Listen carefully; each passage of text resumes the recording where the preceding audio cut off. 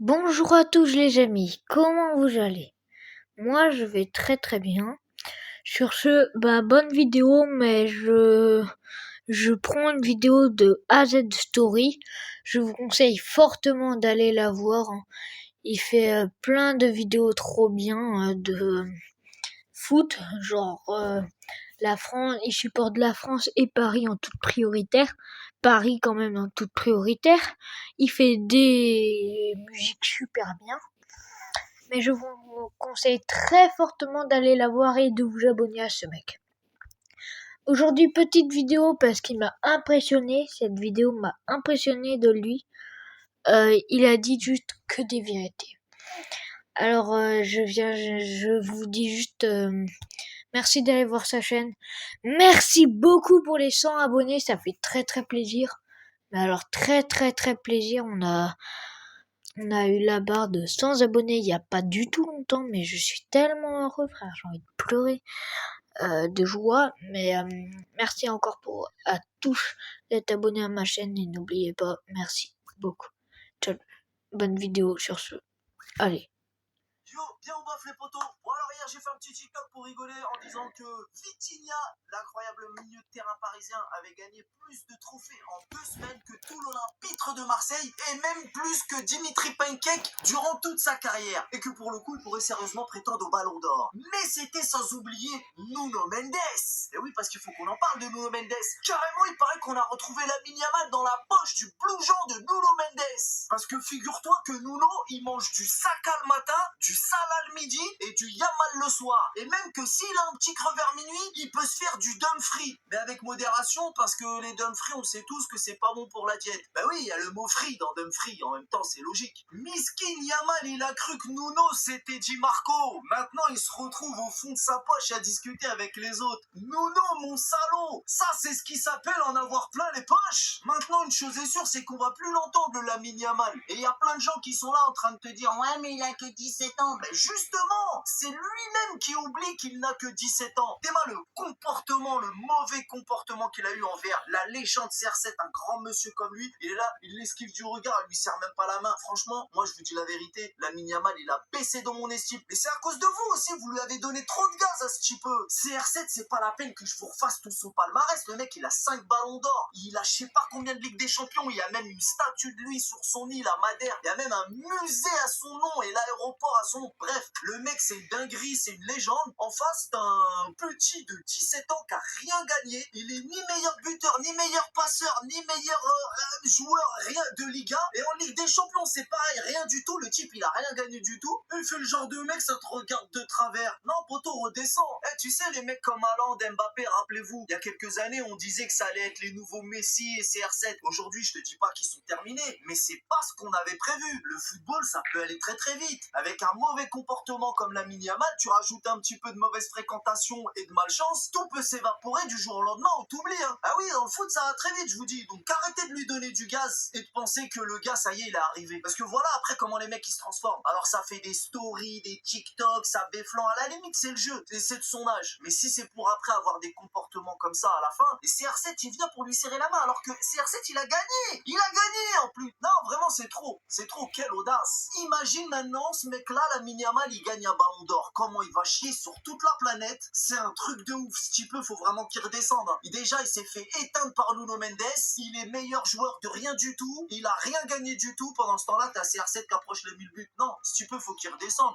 Lamine Yamal, cette année, c'est un TikToker, c'est tout. Bon, maintenant, on va parler de tous ces supporters marseillais qui disent que Paris a acheté la Ligue des Champions. Non, vraiment, les gars, à quel moment? Non, vraiment, quelle audace. Non, vraiment, c'est... Oh là là là là. La goutte d'eau qui se moque de l'hôpital, mais d'une force. Tu sais, ça, c'est un but contre son camp. Là, c'est un CSC, c'est un pléonasme. Venant de vous, non, pas vous. Pas vous, les gars. Bon, les gars, c'est vrai, je vous chambre toute l'année. J'avoue, je vous chambre toute l'année. Je savais que le jour où on allait gagner, parce que tout le monde savait qu'un jour, on allait finir par gagner. Je savais que ce jour-là, vous alliez l'ouvrir votre bouche du Rhône. C'était couru d'avance, mais j'avais pas prévu ça. Ah, je pensais pas que ça allait parler de corruption. Ah là là, dedans. Quelle audace, vraiment, vous. Franchement, vous arrivez à me surprendre là où je vous attends pas. Celle-là, c'était vraiment... Mais vous l'avez pas vu, l'interview d'Inzaghi? Il a dit que Paris leur a marché dessus, qu'ils étaient largement au-dessus. Et l'interview de Acerbi, vous l'avez pas entendu non plus. Et le parcours parcours du PSG, un parcours incroyable, incontestable, tout le monde l'a vu. Poto, avant chaque match, c'est une dinguerie les commentaires que je reçois après cette bonne guerre, parce que je suis provocateur, c'est normal. Mais si, et je voulais vous ressortir tous les commentaires là, mais vas-y, trop de taf, trop de boulot, flemme, il y en a trop, et avant chaque match, c'est une dinguerie. Donc écoute-moi bien, petit jaloux là, avant de mettre ton petit commentaire là, tout de suite là, maintenant là, ton commentaire de haineux là, que tu t'apprêtes à mettre, repense à tous les commentaires là que t'as mis là, il y a 3 semaines, il y a 1 mois, il y a 2 mois, tous les commentaires d'avant là. T'as pas honte? C'est chaud, poto, parce que tu sais, moi, je suis le premier à ne pas avoir honte du ridicule. C'est vrai, c'est la vérité, je fais le clown, tout, y a pas de problème, j'ai pas honte du ridicule. Mais moi, je mets pas de commentaires comme les tiens. Si je mets des commentaires, je me trompe 1 fois, je me trompe 2 fois, je me trompe 3 fois. Ça arrive des fois entre potes quand on joue à la PlayStation. Au bout de la 4e, 5e fois, je dis, ah, t'es un salaud, vas-y, t'es trop fort. Non, toi, tu continues. Après la victoire finale, tu nous sors des pailles de corruption, alors que toi-même, les dirigeants de ton propre club ont reconnu avoir un budget corruption. C'est les protagonistes eux-mêmes qui le disent. T'sais, non, c'est trop...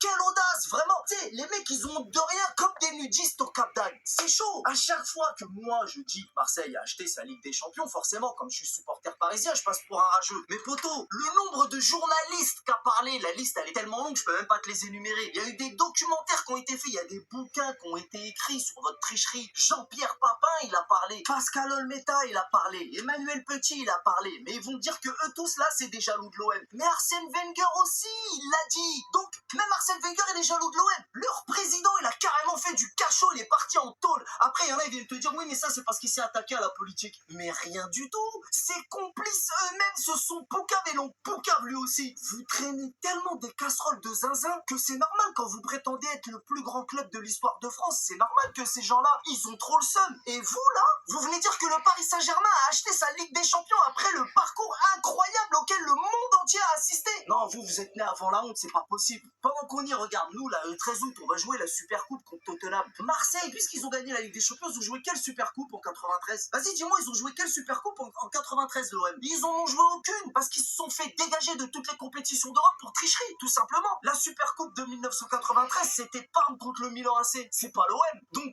il y a une raison à tout ça. Et pourquoi ils n'auront pas enlevé la Ligue des Champions? C'est parce que ça faisait tâche. Revenons à tous ces messages que vous m'avez envoyés pendant ce parcours incroyable du Paris Saint-Germain. Tu vas chialer contre City. On est remonté, le match contre City, c'était tellement fou que oui, j'ai chialé, mais de bonheur. Ils comptaient sur Haaland pour nous gâcher la soirée, mais finalement, c'est là encore votre soirée qui a été gâchée. Et votre porte-monnaie. Parce qu'à chaque adversaire, ils achètent le maillot. Et bien sûr, on nous a dit qu'on a joué contre le pire City de l'histoire. Celle-là, elle était bonne aussi. Après, il y en a même, ils m'ont dit, ouais, Brest vous attend. Brest vous attend. Vraiment, là, vous étiez à court d'idées. Et après ça, Liverpool. Pareil, vous étiez persuadés. J'ai reçu des commentaires avant le match contre Liverpool. C'était abusé. Pareil, ils ont encore acheté les maillots. Ensuite, Aston Villa. Contre Aston Villa, si je te ressors les commentaires, ça nous disait que c'était une équipe grave dangereuse et qu'on allait se faire éliminer, qu'ils étaient beaucoup trop dangereux et beaucoup trop forts. Et quand on les a battus, c'est devenu une équipe tellement claquée qu'ils ont été jusqu'à dire que Aston Villa n'avait même pas le niveau de la Ligue des Champions. Bref, la liste est longue. Arsenal, alors là, ils y ont cru. Mais comment une équipe capable d'éliminer le grand Real Madrid pourrait perdre contre le petit Paris Saint-Germain? Ils ont la meilleure défense d'Europe. C'est les plus forts sur coup de pied arrêté. Ils étaient persuadés qu'on allait perdre contre Arsenal. On les a démontés eux aussi. Et contre l'Inter, alors là, il y avait carrément rupture de stock de maillots. C'est même plus des blagues, c'est la réalité. Ils en ont parlé aux infos, frère. Ils se cachent même plus. C'est, ils le revendiquent carrément. Oui, je suis Marseillais, donc j'achète le maillot de l'Inter. Mais c'est ça le meilleur club de France, la ville de foot. C'est ça, une ville de foot. Bref, à chaque fois, ils encensent tous nos adversaires sans exception. Ils les valorisent. Et puis quand on gagne, quand on remporte la victoire, ça devient subitement des équipes claquées au sol. C'est bizarre quand même. Dis-moi que c'est pas vrai, s'il te plaît. Dis-moi que c'est pas vrai. À chaque fois qu'on bat un adversaire, il devient subitement très faible. C'est quand même fou. Et tous ceux qui sont surpris du non-match de l'Inter, tous ceux qui pensent que quelque chose se cache derrière cette finale, et bien ce qui se cache derrière cette finale, c'est le talent du Paris Saint-Germain. Et oui, rappelle-toi comment on a marché sur Liverpool au match aller avec cette justice ce gardien de folie d'Allison qui s'était transformé en Spider-Man. C'est abusé comment on leur avait marché dessus ce jour-là. Ça va dans le même sens. On a marché sur Liverpool comme on a marché sur l'Inter. Sauf que le foot, parfois, c'est compliqué. Ils ont eu un bon gardien et parfois, tes efforts ne sont pas récompensés.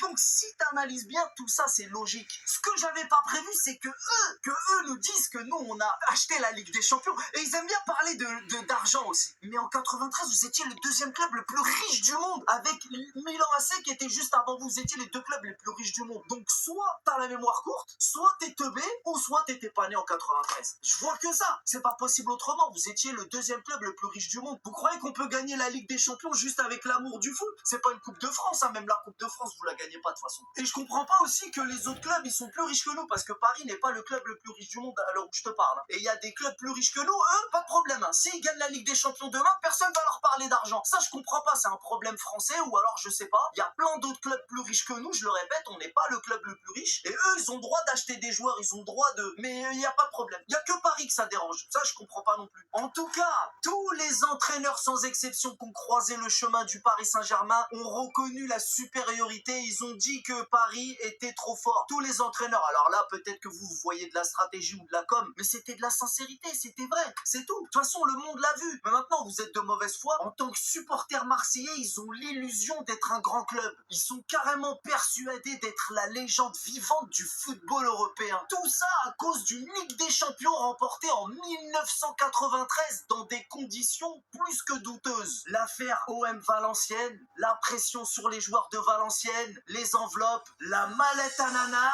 les menaces. Bref, un scandale retentissant. La France a eu honte, mais Marseille a gardé son étoile, comme un trophée volé et terni. Et pendant ce temps-là, à Paris, un grand club se construit. Adossé à QSI, il s'apprêtait à faire passer la Ligue 1 dans une autre dimension. Et loin du folklore marseillais, Paris devient synonyme de luxe, de force, de puissance, d'excellence. Zlatan Ibrahimovic fut l'un des premiers à poser les bases. Et il n'a pas tardé à remettre en place l'Olympique de Marseille. Marseille ne connaît pas. Sur le terrain, il les a crucifiés à plusieurs reprises et dans leur propre stade. Puis vinrent les années de domination. Neymar, Mbappé, Messi. Des ballons d'or potentiels, des stars planétaires. Pendant que Paris faisait rêver le monde entier, Marseille motivait les troupes avec des slogans et des tifos dignes d'un championnat amateur. Résultat, des humiliations à répétition. 4-0 au parc, 5-1 au Vélodrome, 3-0 lors d'un classique. C'était devenu une routine. Même quand Marseille pensait pouvoir rivaliser, Paris haussait le ton et les ramenait à la raison. En Ligue 1, Paris est un rouleau compresseur.